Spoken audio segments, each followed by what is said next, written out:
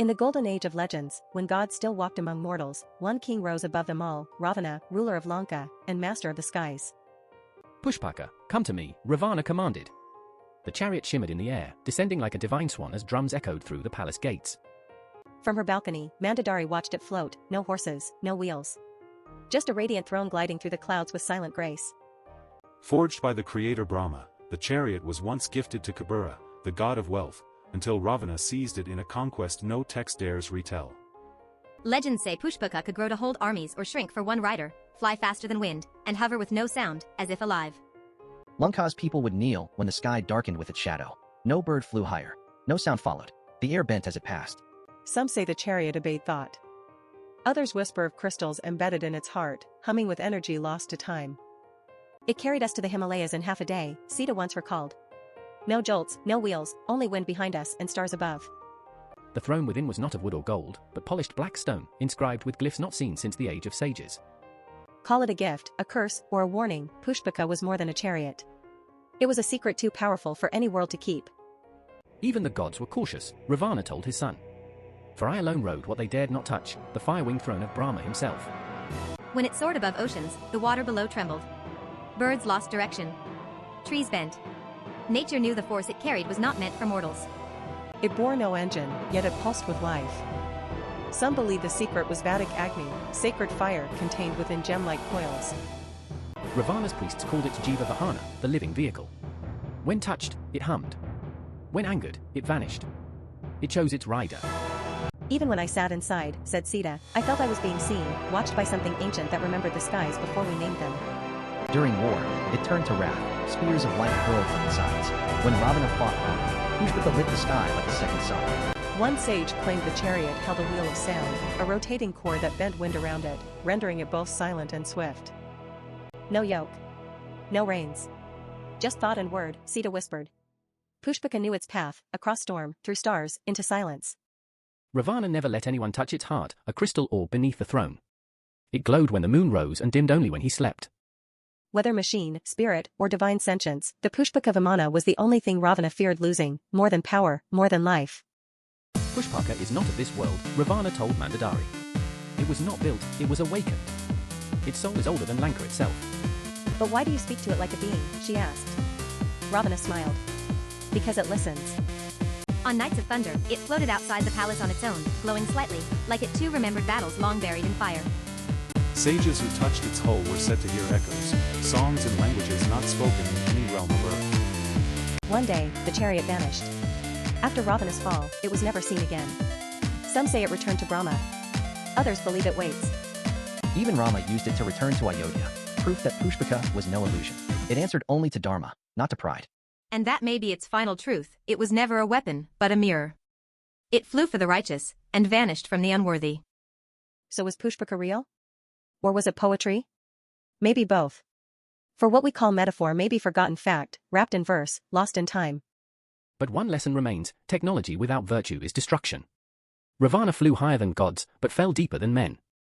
And somewhere, beyond clouds and scriptures, the sky still holds the path it once carved, the silent trail of the world's first sky chariot. Ravana's pride in Pushpaka was boundless, but even he knew, it was not his creation. It belonged to the divine. He was merely its current master. He had stolen it from Kubera, not with treachery, but with force, with conquest, with the belief that might alone could tame the tools of the gods. It glowed red the night he took it, Mandodari once whispered. Like it knew its master had changed, and did not approve. Some sages believe Pushpaka was self-aware, a celestial entity that only served Dharma. That it resisted Ravana, but obeyed Rama willingly. Pushpaka's silence was not mechanical. It was spiritual. It flew not on fuel, but on alignment. When the soul was dark, it grew restless. After Ravana's defeat, Rama did not take Pushpaka as a prize. He used it once, to return home, and let it vanish on its own. It left no wreckage. No ruins. No wheels or ropes or parts to study. Just stories, told in temple corners, remembered by dying tongues. And that's what makes it powerful. For something that never existed, it left footprints, etched in memory, carved in stone, floating through ancient verses. Pushpaka was never a vehicle. It was a question. A mirror. A test. Will you fly with it for glory, or for righteousness? And perhaps that's why it disappeared, because the skies no longer deserved it. Because we stopped listening for things that whisper only in silence. The Vedas mention chariots that do not ride the earth. They mention soundless flight. They mention light as a guide, not wheels. Was Pushpaka one of these? Or was it something else, a gift from the stars, misunderstood and mythologized? A wandering yogi once claimed he saw it again, above Kedarnath, glowing like a phoenix, silent as snowfall, real for just a breath. He said it whispered his name. And then it vanished. Just as it always does, when no one is looking, but everyone is ready.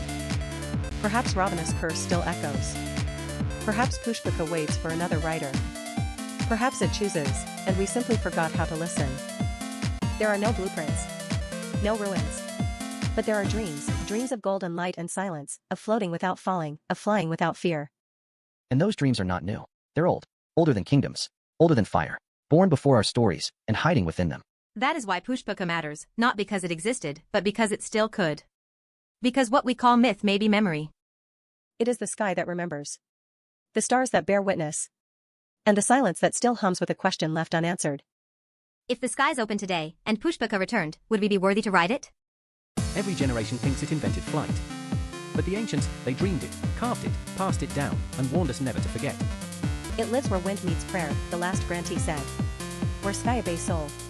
Where technology serves only those who seek without greed. Pushpaka is not in museums. It is not in labs. It is in mantras. In myths. In moments of quiet where logic meets wonder. You may search the skies with satellites. You may dissect legends with machines. But you will never find Pushpaka unless you first understand why it left. It left because it had to. Because power without purity is noise. And Pushpaka was always silence, shaped into motion. Even now, they say the air above Lanka holds echoes, not of war cries, but of wind parted by something that once remembered how to fly. Children still draw it. Elders still tell of it.